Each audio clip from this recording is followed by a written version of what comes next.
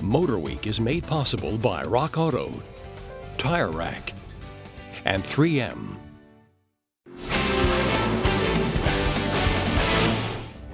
Every full-line car maker offers a mid-size family sedan, which inevitably is compared to the Toyota Camry and Honda Accord. Now, some have tried to beat the segment leaders with sharper styling, while others have packed in more performance and features.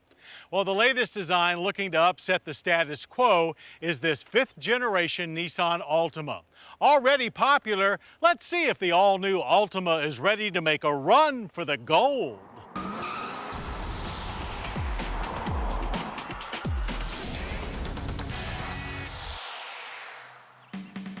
When the 2013 Nissan Altima was unveiled at this year's New York Auto Show, it didn't exactly wow anyone, including us. And we weren't really sure how serious Nissan was in taking on Camry and Accord. But truth be told, the outgoing Altima sold very well, and that's mostly because people recognize that compared to Accord and Camry, the Altima was a great value. Well, after spending some quality time with the all-new Altima, early indicators are that Nissan has indeed done a lot to challenge Camry and Accord, and done it well. For starters, the Altima is a real joy to drive. The ride is impressively solid with an athletic feel, very similar to the larger Maxima, and more nimble than its size would indicate. Standard active understeer control brakes the inside front wheel during cornering to quicken turn-ins. Now, you won't forget that this is still a mid-size family sedan, but it's one that now falls on the sporty side of things. Steering is precise, braking is direct, and consider us now impressed. We've had our quibbles with CVT transmissions over the years, but Nissan's latest X-Tronic is by far one of the best. It still makes for lots of engine roar when you really get it cranking, but it remains smooth. And that's critical, since the interior of the new Altima gains the biggest upgrade. There's far less hard plastic, though it hasn't gone away entirely.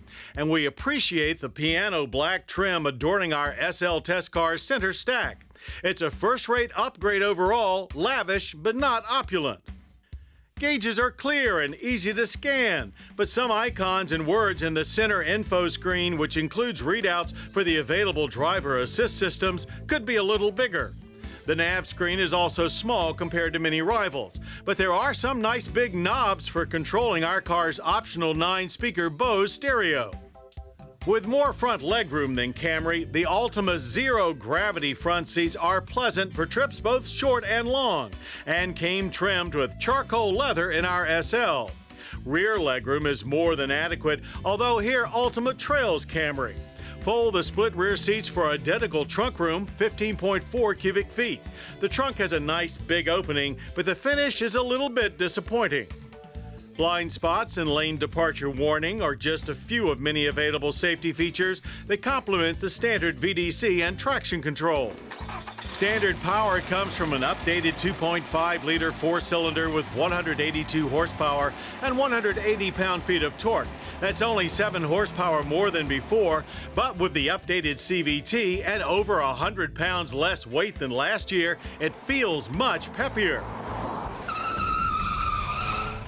And at the track, there's good punch off the line. Once your speed catches up to the high RPM buzz of the CVT, things do quiet down in more ways than one. Still 7.9 seconds to reach 60 and 16.1 seconds and 89 miles per hour for the quarter mile are very decent results for a mid-size four-banger. If even more speed is your need, Nissan's familiar 3.5-liter V6 is still available. As for styling, the new Altima is more of an evolution than revolution.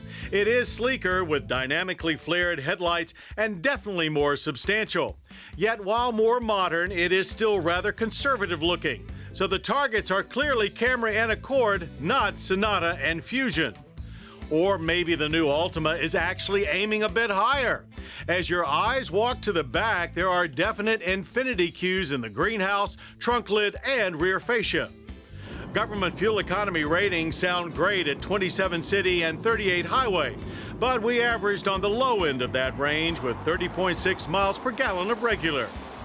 When it comes to pricing, Altima is available in a staggering 7 models, beginning slightly below Camry at $22,280 and topping out at $30,860, while our 2.5 SL falls at $28,830. The price competition for midsize family sedans is intense, so it's no surprise that the Altima has a few things that seem like they were built to a price. So while we don't think it garners the gold, it is still a very solid effort, and one that easily outhandles and is more fun to drive than its main rivals. That makes it a very appealing family four-door to us. And judging by how well the outgoing car sold, we think the 2013 Nissan Altima will be an even bigger success.